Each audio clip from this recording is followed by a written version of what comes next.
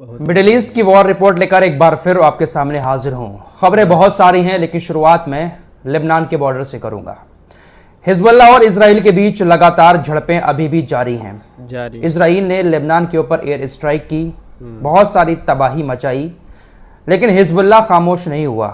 Hezbollah अभी भी उसी ताकत के साथ हमले कर रहा है जैसे वो पहले कर रहा था। हिजबुल्लाह ने कल बहुत सारे रॉकेट उत्तरी इजराइल की तरफ दागे। हाइफा और मेटुला का जो एरिया है वहां पर इतने रॉकेट दागे कि हर तरफ चीख पुकार मच गई। आग ही आग नजर आने लगी।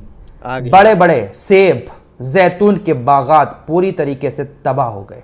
इजराइल के अंदर बहुत सारे बागात हैं, पूरी तरीके से तबाह हो गए। साथ ही साथ 8 लोगों की उसमें मौत भी हुई है। मौत हो गई।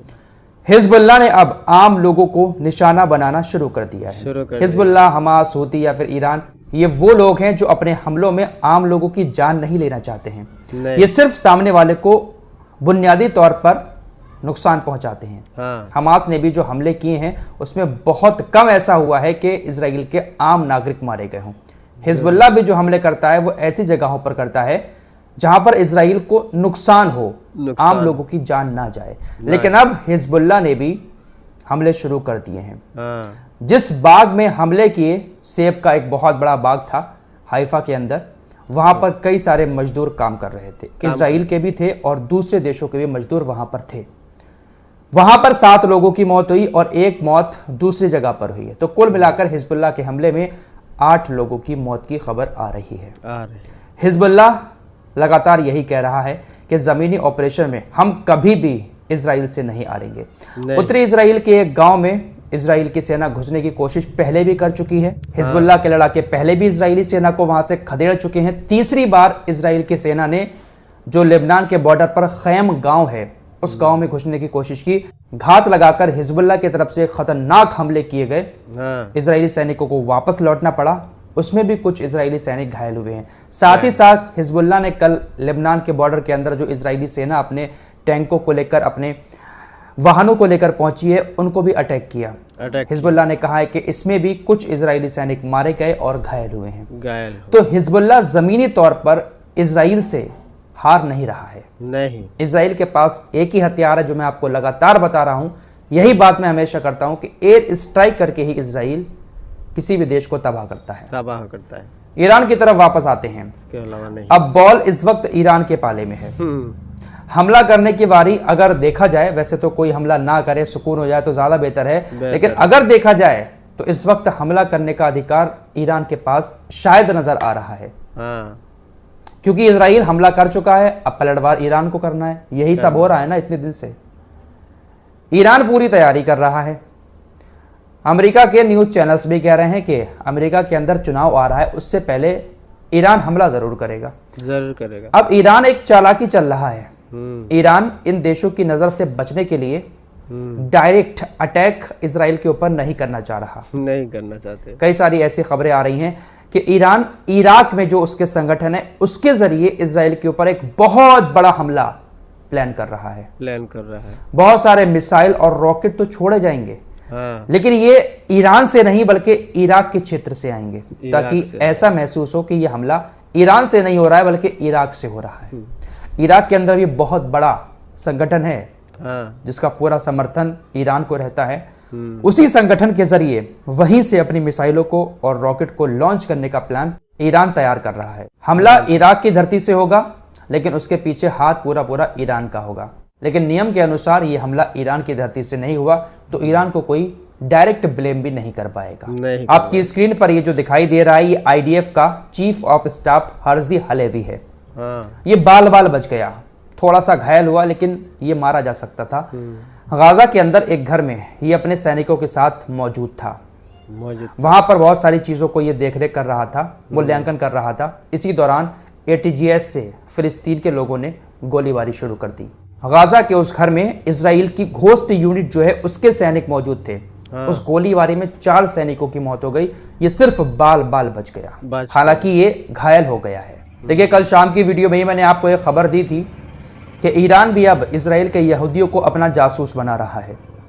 कल की वीडियो में मैंने आपको खबर दी थी कि कल एक जासूस को पकड़ा, शाम फिर इजराइल की पुलिस ने एक कपल को पकड़ा, हस्बैंड वाइफ, जो ईरान के लिए जासूसी कर रहे थे। इजराइल के कपल राफेल और लाला दोनों मिलकर इजराइल के बुनियादी ढांचों की रेकी कर रहे थे, उसकी जानकारियां इकट्ठा करके ईरान को भेजने की फिराक में थे। ईरान के लिए वो काम कर रहे थे, ईरान के लिए। इजराइल के ही रहने वाले थे, लेकिन इजराइल की पुलिस ने उनको गिरफ्तार कर लिया। तो ईरान अब लगातार इजरायली यहूदियों को ही किसी न किसी जरिए जासूस बना रहा है। अब ये जो जासूस बन रहे हैं ईरान के, इजराइल के यहूदी, तो इजराइल के अंदर ही कोई ईरान का बहुत बड़ा एजेंट मौजूद है जो ऐसे जासूस पैसे के लालच देकर तैयार कर रहा है, जैसा कि मोसाद करता है। ईरान के अंदर मोसाद के जासूस भरे पड़े हैं। पैसे के लालच में ईरान के लोग ही ईरान की जासूसी शुरू कर देते हैं, और हर देश के साथ ऐसा ही होता है। जिस देश की भी इंफॉर्मेशन लीक होती है, जासूस उसी देश का होता है। मिडिल ईस्ट के अंदर अमेरिका की सेना काफी लंबे टाइम से तैनात है। हाल ही में अमेरिका ने अपने और सैनिक मिडिल ईस्ट में तैनात किए हैं। मिडिल ईस्ट के अंदर अमेरिका की सेनाएं अलर्ट मोड पर हैं। जो बाइडेन ने अपनी सेना को आदेश दे दिया है कि वो हर कीमत पर इजराइल की रक्षा करें। जो थर्ड एयर डिफेंस सिस्टम है वो भी पूरी तरीके से तैयार है, एक्टिव मोड में है।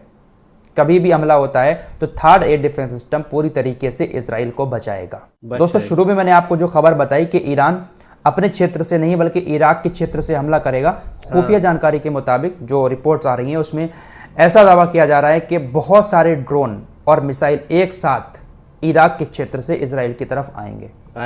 अब हो सकता है कि ये एक छलावा हो, इस तरीके की खुफिया जानकारी खुद फैलाई जा रही हो ताकि इजराइल और अमेरिका जैसे देश अपना पूरा फोकस ईरान की तरफ कर लें कि हमला इराक की तरफ से आएगा। हमला कहीं से भी हो सकता है क्योंकि मिडिल ईस्ट में बहुत सारे संगठन ईरान के एक्टिव हैं। IRGC के प्रमुख ने कहा कि ईरान पर इजराइल के हमलों का अकल्पनीय जवाब दिया जाएगा। उनके पास भागने की कोई जगह नहीं है। ये जो बयान आया है ये ऐसा दर्शाता है कि शायद हो सकता है कि इस बार ईरान इजराइल के लोगों के ऊपर हमला करे, बस्तियों पर हमला करे। ये कहा है कि जो हमला होगा उनको भागने की जगह भी नहीं मिलेगी। फिलहाल कुछ भी हो सकता है। ईरान एक देश के तौर पर दुनिया भर में मान्यता रखता है, लेकिन ईरान की IRGC जो सेना है उसको आतंकी संगठन घोषित करने का बहुत दिनों से ये लोग प्रयास कर रहे हैं। इजराइल तो उसको आतंकी घोषित कर ही चुका है और भी यूरोपीय देशों से कह रहा है कि IRGC को आतंकी संगठन घोषित करें। फिलहाल जर्मनी भी इस वक्त पूरा इजराइल के साथ है। ये वो जर्मनी है जिसने कभी खुद इनको मारकर भगाया था। फिलहाल जर्मनी ने अपने देश के अंदर ईरान के सभी वाणिज्यिक दूतावास को बंद करने का ऐलान कर दिया है। जर्मनी के अंदर ईरान के सभी दूतावास को बहुत जल्द बंद कर दिया जाएगा। ये सब क्यों हो रहा है? ये सब इजराइल की मोहब्बत में हो रहा है। ये हो गई मिडिल ईस्ट की खबरें। अब चलते चलते आप लोगों को एक खबर और सुनाना चाहता हूं। मेरी नजरों के सामने आई, सोचा सुना दूं ताकि कुछ सीख मिल सके लोगों को। आपकी स्क्रीन पर ये जो दिखाई दे रहे हैं इनको तो आप अच्छे से जानते होंगे। पहले ये वसीम रिजवी हुआ करते थे, लेकिन इन्होंने धर्म परिवर्तन कर लिया। धर्म परिवर्तन करने के बाद ये बन गए थे जितेंद्र नारायण त्यागी। हिंदू धर्म में भी बहुत सारी जातियां होती हैं, तो जब इन्होंने अपना धर्म परिवर्तन किया तो ये ब्राह्मण बन गए। इन्होंने अपना नाम रखा जितेंद्र नारायण त्यागी। लेकिन अब ना जाने ऐसा क्या हुआ कि इन्होंने अपनी जाति को ही बदल दिया। पहले धर्म बदला और अब इन्होंने जाति बदल डाली। इन्होंने अब ब्राह्मण से अपने आप को ठाकुर बना लिया। अब इन्होंने अपना नया नाम रखा है जितेंद्र नारायण सिंह सेंगर। इन्होंने जाति बदलकर अपना नाम भी बदल लिया। जितेंद्र नारायण सिंह त्यागी से अब ये जितेंद्र नारायण सिंह सेंगर हो चुके हैं। वैसे आपको बता दूं, ये कुरान को बदलने चले थे। कुरान के खिलाफ इन्होंने एक सुप्रीम कोर्ट में याचिकाएं भी दी थी कुछ आयतों के खिलाफ कि इसको कुरान से हटा दिया जाए। सब वक्त की बात है, समय का पहिया ऐसा घूमा कि कुरान के ये एक हुरुफ को भी नहीं बदल पाए, लेकिन इनका नाम लगातार बदला जा रहा है।